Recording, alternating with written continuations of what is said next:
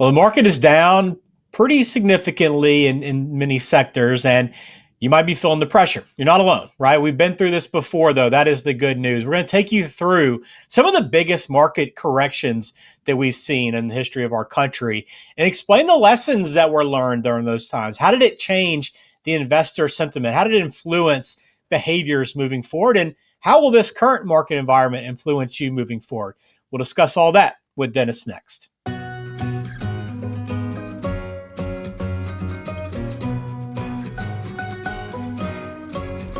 Welcome into Dollars with Dennis. Glad to see you once more here on the YouTube channel. If you haven't subscribed, please do that. Dennis, welcome in. Good to see you. Hey, good to see you. How's it going today? It's going well, and I'm looking forward to exploring some of these past events. I think we're all at least familiar with these, at least how they happened or what they're all about on paper, but I don't think we all know the lessons that we've learned along the way. But again, we've stressed this before in past videos. It is about learning from things that have happened previously, and today's episode is a perfect example of that. For sure. History always repeats itself one way or the other. Yeah. Might be a different shade, I guess, right? Is that they say, different shade, but it's typically right. the same color. But we'll take you through that. If you have questions, it's 401k.faith. Start there, log on. You can schedule a meeting through the website. You can also learn more about Faith 401k and money management right there. Some great tools on the website. Plus, all of our videos are hosted there as well, along with YouTube. So make sure you check that out and subscribe, as I mentioned. All right, let's start. Almost 100 years ago now, pretty crazy. We still echo back to this event quite a bit. I know it affected a lot of our grandparents for sure in previous generations, but the Great Depression, Dennis, from 1929 to 1939, such a huge event in our country's history. What were maybe the biggest lesson that was learned during that time? Yeah, so I think distrust. Well, I don't remember it personally, thank goodness, but so many, as you said, grandparents, people still remember those times, but it's really a distrust in the markets and company and stocks as they really imploded, and so many companies went out of business at that time. It was just widespread fear and brought along a lot of changes to the investment world to help prevent such severe corrections and market crashes as we had then. And we've heard plenty of stories about people that either didn't want to invest in the stock market or just, were very frugal all the way until the end of their lives, right? They just didn't feel like they could part with that dollar because they just didn't know when they could get it back. And that's a lot of what the Great Depression did. But then right after that, not too long after, was World War II. And then that era, you had the booming market, right? Things were basically the opposite. And really the mindset completely changed for people that were going through that. It did for sure. Our whole country, from a manufacturing, was revamped to support the military. Everything pulled together on a collective basis, and so when people came back when the war was over, wow, everything opened up because he had all these new channels and new affluent people coming into the economy, and probably roads and cars had a lot to do with it. To do that, everybody has a car now. Everybody, before that they didn't. So the economy started booming at that point, and it was the beginning of a long tradition. Yeah, and we shift forward a couple of decades into the late 70s, early 80s. At that time, soaring interest rates. I think CDs paid around 15% at that time, and I think it changed a lot of people's mentality of, hey, I'm just gonna put my money in the bank. That's where it's safest. It can grow quite a bit there. For sure. I don't know how many clients I've asked in the past what their highest mortgage rate was. Somebody told me, I think 18% for one person. So had young kids, they were able to pay an 18% interest rate on their mortgage. Blows your mind. But we do what we have to. Also during that period of time, with the high inflation and the high CD rates, people locked in, and then they started dropping. One president was overlooked. That was Jimmy Carter. Looks like he had, during his term, the best market returns of any president during that time, and partly due to the high inflation and high economy. Yeah. All right. Black Monday, 1987. I think, I haven't heard about this one as much, Dennis. I think I've heard it referenced more in the last month than I have in previous years. But I know that was when they had a very sharp 22% drop in one day. teaching investors how fast the market can move. What was the main lesson from that day? Yeah, so in one of our earlier subjects, we talked about Warren Buffett, and I remember the quote that he did when the market dropped that day. He said, "I lost X amount of millions of dollars today on paper. It'll be back next week or the week after. Not worried about it. Stick with your plan and move forward." And I think he was pretty accurate for sure. Yeah, it's crazy. I think a lot of people may be more conservative after going through something like that, although it's become more common, which we'll get to as we move forward. We'll fast forward to 2000, the dot-com crash. Now, though, this is one that's probably much more familiar to people now, although it's been hard to believe 25 years. But that's a time when all those stocks started to shoot up and soar because of all the expectations of what might become for the internet. And that quickly left a lot of people holding back. The reality of the situation set in. Yeah, so two things were going on there. From 95 to 2000, the technology was just exploding, and the growth stocks were going up, much like the last couple of years we just experienced. And so that was going on. And if people were not balanced and rebalanced, then they really got hurt with the dot-com bubble. But what caused that is they thought that the computers and clocks wouldn't turn over with the turn of the century, and we would lose data and stuff like that. I remember having to print out 401k statement, account statements for people, so they were just worried, fearful that they would not have record of their money in their accounts. So that was the dot-com crash. We lived through it, and then shortly after that came the 9/11. So we had a rough start to the 2000s from an investment standpoint, for sure. Yeah, we did. That was a busy couple of years there for sure. And then, not too long after that, the end of the decade was the Great Recession, beginning in 2008. And again, the housing market really kind of triggered that. But that was one, again, that a lot of people feared a total collapse.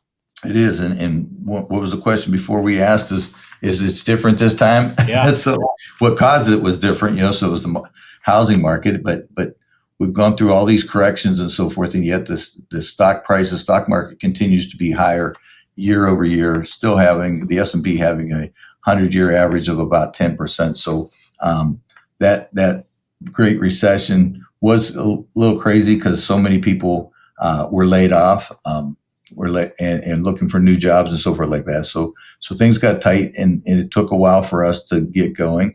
But here's the interesting part. I find if somebody got out of their investments in 2008, 2009, then they did not recover for almost 9 years financially from their markets. If they stayed invested in a 60-40 portfolio, it took a little bit over 3 years to get back to where they started from, even though it was a really big correction for sure. So staying the guns, having a plan, having rebalance. So all those things we talked about before happens there. So when markets are going down, you rebalance because you can get better deals on other stuff while you're there. You can dollar cost average into some of those markets. And in some cases, you can tax harvest so that you can take advantage or not pay as much in taxes than you have been to do that. So lots of things. So when the market corrects, you don't just sit back and say, I'm doing nothing. That's when we want to go to work and make things happen, because this is when we make money for sure. All right. What about the COVID-19 market crash 5 years ago from our recording this? Again, much like that Black Monday event, a case of whiplash, right? Kind of whiplash 2.0 a bit, but with how fast things dropped, but also a very historic recovery as well. 38 days, something like that, flash crash, so goes down 35%. And then if you weren't paying attention, didn't see a quarterly statement, you didn't even know it happened.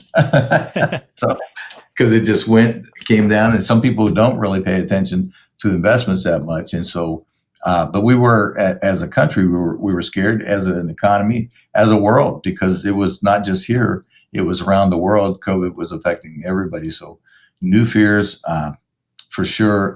And that is the worst thing that can happen to investment strategies is new fears, because it's always something different. And yet resilient investments, and I said it before, I think good companies figure out how to make money regardless of what's going on in the world, regardless of what's going on today. they'll figure out a way to make money. Maybe not every year, but over the long term, they'll figure out how to make money. Well, that brings us to our current day market pullback. We don't have a name for this one yet. I don't know if you have anything clever you've thought up, maybe regarding tariffs, Dennis, but I don't know how long this one will last. We don't know how significant it will be, right? But what do you think the lesson will be when we come out of this one? I hope it's a good lesson. So I'm calling it the 2025 tariff or trade policy war, and it has been inconsistent to say the least. Feels like we've been there in some of these cases before, and the decisions were made, and then decisions get changed. So it creates some volatility. But we have been here before, and there's a lot of positive things that are happening right now with this trade war. So we're gaining some financial leverage that we didn't have before.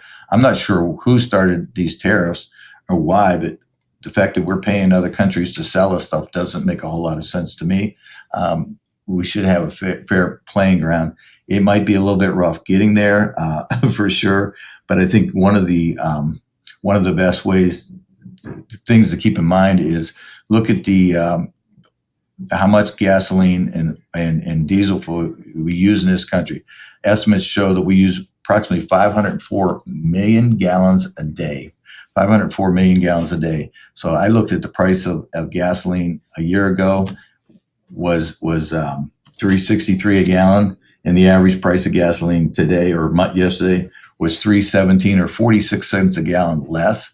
So every day that we use that much fuel and pay 46 cents less, it puts $232 million back into the economy, back into our pockets to spend on other things. And eventually, as that flows through our economy, prices of different things can come down. We've seen the egg prices, we've seen the different grocery stuff like that. But as this can work through the process, I think we will see a light at the end of the tunnel, and it will be a positive response for sure.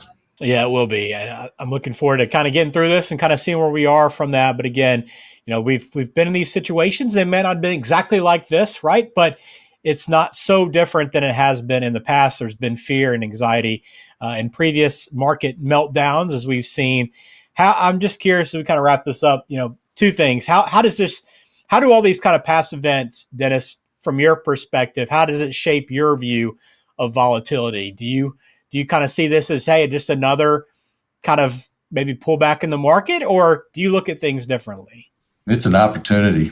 It's definitely an investing opportunity for a lot of reasons, and we will come out a little bit better on the other side. It's just another setback, and it will allow us, if we rebalance, we get some good prices on things that will grow going forward. We get to realign maybe what we have in our accounts, and it is and hopefully at some point along the way we figure out how to use less than 504 million barrels or gallons of fuel a day. That we have a better way to do that, but until we do that, having a better price for it is going to help us at almost every aspect of our lives as we go forward. All right. Well, hopefully this is a good look back for you and just a reminder of some of the things that we've been through. We have been a very resilient country, as this exemplifies, and hopefully this shows you some of the lessons we've learned. And this is going to affect you, but the thing you want to do is sit down with a financial advisor that can help you put a plan in place to make sure that you're comfortable no matter what the market environment is. And as Dennis said, some of these are very quick pullbacks. And if you hadn't paid attention to your statement, you may not even know they happen. So you want to stay invested. You want to stay the course, whatever that plan is for you, but you want to build it first. So go to 401k.faith to learn more about Faith 401k and money management, to meet with Dennis and the team there to begin building that out. But really interesting look back at this, Dennis, and hopefully this won't last too long. We'll be hopefully shifting gears and talking about something different in another month or two. Right. Thanks, Ben. Have a great day. You too. Take care, and please subscribe to the YouTube channel if you haven't already. Thanks for watching Dollars with Dennis. Securities and investment advisory services offered through Osaic Wealth, Inc., member FINRA SIPC.